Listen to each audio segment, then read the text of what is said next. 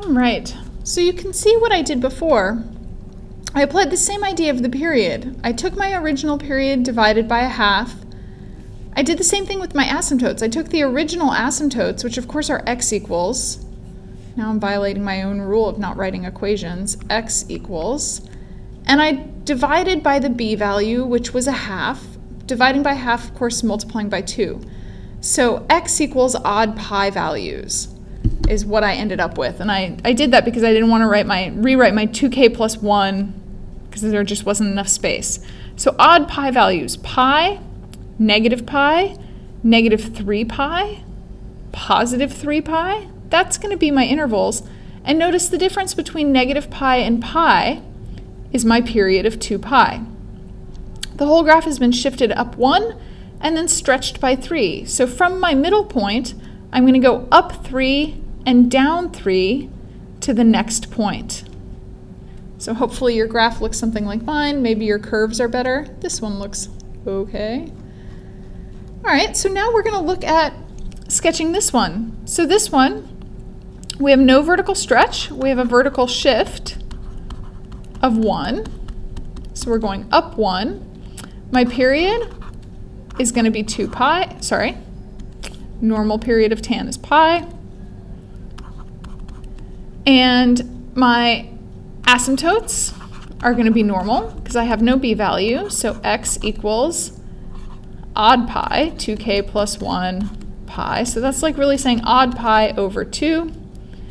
But now we've moved pi over 4 to the right, so I have to add pi over 4 because of our phase shift of pi over 4 to the right. So really what I'm graphing, let's make a common denominator here. We're going to have 2k plus 1 pi, multiply that by 2 to make the common denominator. So now we're making even pi. Yeah, if we multiply all of this by 2 to make a common denominator, so we've got even pi plus pi over 4. Well, we're adding one more. If I multiply this out, I'd have 4k plus 2 plus pi.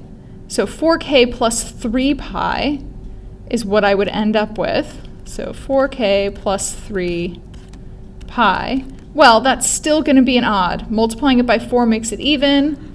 Adding 3 makes it odd. Divide by 4. So really what this is saying is odd pi values over 4. So let's count with every 2 lines being a pi over 4. So pi over 4 is an asymptote.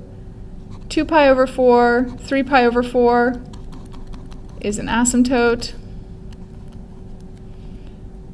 And then 0, negative pi over 4,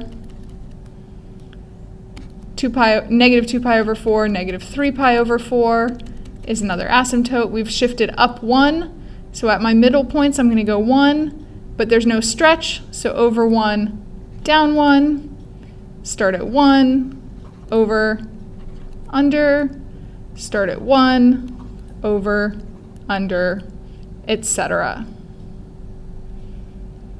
Oh, wait, under, only down 1. So there's my x-axis intercepts. All right, and then draw in hopefully smooth curves.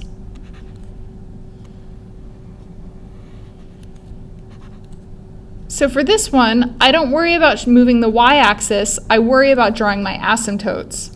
And then I just use the symmetry. For this last example, we're going to do this one in class because my picture is better than the picture you have on your worksheet, and I also have a follow-up question to it. So we're going to do that bit in class, and I'll see you there.